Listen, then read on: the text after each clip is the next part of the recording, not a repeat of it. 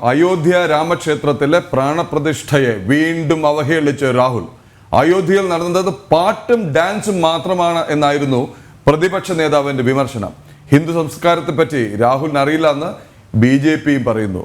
ഗൗതം അനന്തനാരായണൻ ചേരുന്നു. ഗൗതം, ഇത് ഒരു മണ്ടത്തരവും അബദ്ധവും ഒന്നുമല്ല, ഇത് മനഃപൂർവ്വം തന്നെയാണ്. അപ്പോൾ എന്താണ് ലക്ഷ്യം, എന്താണ് അജണ്ട, എവിടേക്കാണ് ഇയാളുടെ പോക്ക്?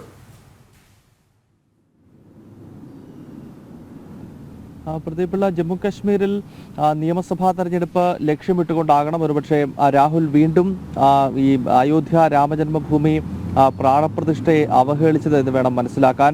ഹരിയാനയിലെ ഒരു തെരഞ്ഞെടുപ്പ് റാലിയുമായി ബന്ധപ്പെട്ട് നടത്തുമ്പോഴാണ് ഇത്തരത്തിലൊരു ഒരു പ്രസ്താവന രാഹുൽ നടത്തിയിരിക്കുന്നത്. അതായത് ജനുവരി മാസം 22-ന് അയോധ്യയിൽ നടന്ന പ്രാണപ്രതിഷ്ഠ അത് കേവലം ഡാൻസും പാട്ടും മാത്രമായിരുന്നു, അതൊരു സെലിബ്രേറ്റീവ് പ്രോഗ്രാം ആയിരുന്നു എന്നാണ് രാഹുൽ ഒരു വീഡിയോയിൽ പറയുന്നത്.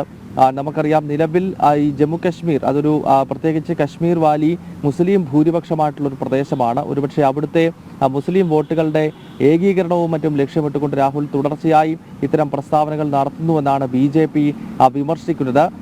ഇത് ആദ്യമായിട്ടല്ല പ്രാണപ്രതിഷ്ഠയുമായി ബന്ധപ്പെട്ട് പ്രതിപക്ഷ നേതാവ് രാഹുൽ ഗാന്ധി ഇത്തരം പ്രസ്താവനകൾ നടത്തുന്നത്. ഇതിനു മുൻപും സമാനമായ രീതിയിൽ പ്രാണപ്രതിഷ്ഠാ ചടങ്ങിനെ അവഹേളിക്കുന്ന പ്രസ്താവന കോൺഗ്രസ് നേതാവും ഇപ്പോഴത്തെ ലോക്സഭാ പ്രതിപക്ഷ നേതാവുമായ രാഹുലിന്റെ ഭാഗത്ത് നിന്ന് ഉണ്ടായിരുന്നു. നമുക്കറിയാം, ജനുവരി 22-ന് അയോധ്യയിൽ നടന്ന പ്രാണപ്രതിഷ്ഠയിൽ നിന്നും കോൺഗ്രസ് നേതൃത്വം വിട്ടുനിന്നത് അന്ന് തന്നെ വലിയ വിവാദമായതാണ്. കാരണം ലോകത്തിന്റെ നാനാഭാഗങ്ങളിൽ നിന്നുള്ള ഹൈന്ദവ വിശ്വാസികൾ പങ്കെടുക്കുന്ന അല്ലെങ്കിൽ ഏതാണ്ട് ഒരു 500 വർഷത്തെ കാത്തിരിപ്പിന് ശേഷം അയോധ്യയിൽ പുനർനിർമ്മിച്ച ക്ഷേത്രത്തിന്റെ പ്രാണപ്രതിഷ്ഠ അത്രത്തോളം വലിയ പ്രാധാന്യമുള്ള ചടങ്ങായാണ് രാഷ്ട്രം അതിനെ നോക്കിക്കണ്ടത്. ഭാരതത്തിലെമ്പാടുമെന്ന് വലിയ ആഘോഷങ്ങൾ നടന്നിരുന്നു.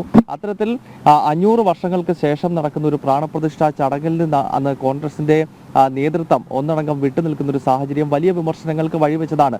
അങ്ങനെ ആ ചടങ്ങിൽ പങ്കെടുത്തില്ലെന്ന് മാത്രമല്ല, അതിനുശേഷം പലതവണ രാഹുൽ തന്നെ അയോധ്യയിലെ പ്രാണപ്രതിഷ്ഠാ ചടങ്ങിനെ വിമർശിക്കുകയും ഈ രീതിയിലുള്ള പ്രസ്താവന ഡാൻസും പാട്ടുമായിരുന്നു, അല്ലെങ്കിൽ സാധാരണക്കാർക്ക് പ്രവേശനമില്ലായിരുന്നു തുടങ്ങിയ പ്രതികരണം രാഹുൽ നടത്തുന്നുണ്ട്. അതിലേറ്റവും ശ്രദ്ധേയമെന്നത് രാഹുൽ നടത്തിയ പ്രസ്താവനയിൽ ഒന്ന് അംബാനിയും അദാനിയും അല്ലെങ്കിൽ സിനിമാ താരങ്ങൾക്കുമൊക്കെ മാത്രമായിരുന്നു ഈ ചടങ്ങിലേക്ക് പ്രവേശനം എന്നാണ് രാഹുൽ തുടർച്ചയായി പറഞ്ഞുകൊണ്ടിരിക്കുന്നത്. എന്തായാലും നമുക്കറിയാം, അങ്ങനെയല്ല. അയോധ്യയിലെ പ്രാണപ്രതിഷ്ഠാ ചടങ്ങിൽ വളരെ സാധാരണക്കാരായ ആളുകൾക്ക് പ്രവേശനം ലഭിച്ചിരുന്നുവെന്ന് മാത്രമല്ല, ആ ക്ഷേത്രത്തിന്റെ നിർമ്മാണ പ്രവർത്തനങ്ങളിൽ ഏർപ്പെട്ടവരെ പ്രത്യേകം പ്രധാനമന്ത്രി നരേന്ദ്രമോദി ആദരിക്കുന്ന ചടങ്ങ് വരെ നടന്നിരുന്നു. അതോടൊപ്പം തന്നെ എടുത്തു കാണേണ്ടത് 1989-ൽ അയോധ്യയിലെ രാമക്ഷേത്രത്തിന്റെ ഈ പൂജാകർമ്മങ്ങൾ, അതായത് തറക്കല്ലിടിയിൽ കർമ്മം നടക്കുന്ന ഘട്ടത്തിൽ അന്ന് ഭൂമി പൂജയ്ക്ക് നേതൃത്വം നൽകിയത് തന്നെ ദളിത് പിന്നോക്ക വിഭാഗത്തിൽപ്പെടുന്ന ബീഹാറിൽ നിന്നുള്ള കാമേശ്വർ ചൗപാൽ എന്ന ദളിത് വിഭാഗത്തിന്റെ പ്രതിനിധിയാണ്. അപ്പോൾ അത്തരമൊരു പാരമ്പര്യമുള്ള ക്ഷേത്രത്തെ പറ്റിയാണ് രാഹുൽ തുടർച്ചയായി ഇത്തരം പ്രസ്താവനകൾ നടത്തുന്നത്. എന്തായാലും ജമ്മു കാശ്മീരിലും മറ്റും മുസ്ലിം വോട്ടുകളുടെ ഏകീകരണമാണ് കോൺഗ്രസും രാഹുലും ഇത്തരം ഹിന്ദുക്കളെ അവഹേളിച്ചുകൊണ്ടുള്ള പ്രസ്താവനകളിലൂടെ ലക്ഷ്യമിടുന്നത് എന്നാണ് ഇപ്പോൾ BJPയും മറ്റും തിരിച്ചടിക്കുന്നത്. പ്രദീപ് പിള്ള.